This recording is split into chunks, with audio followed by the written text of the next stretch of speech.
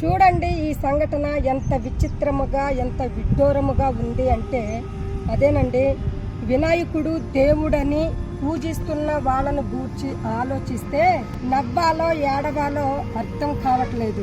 ఎందుకంటే వినాయకుడు పండగ వస్తే చాలు వాటిని కొనడానికి వెళ్ళి వాళ్ళ నోటితో వాళ్లే అడుగుతారు, ఈ పెద్ద బొమ్మ ఎంత, ఈ చిన్న బొమ్మ ఎంత అని. అంటే ఆ వినాయకుని కొనేటప్పుడు మాత్రము అది వాళ్ళ దృష్టికి బొమ్మే.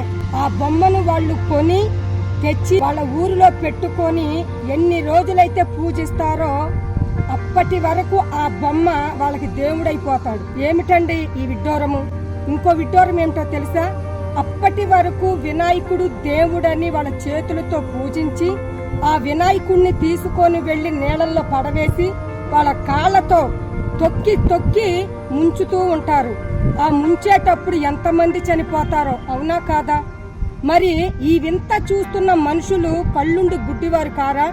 ఏమిటి ఇప్పటి వరకు వినాయకుడు దేవుడని పూజించి తీసుకొని వెళ్లి నీళ్ళల్లో పడేసి తొక్కుతున్నారు అని నోరుండి అడగలేని మోగవారు కారా? అసలు దేవుణ్ణి తీసుకెళ్లి నీళ్ళల్లో పడవేయటం ఏంటండి?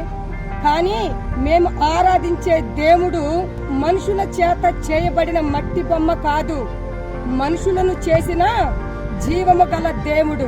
ఆమేన్.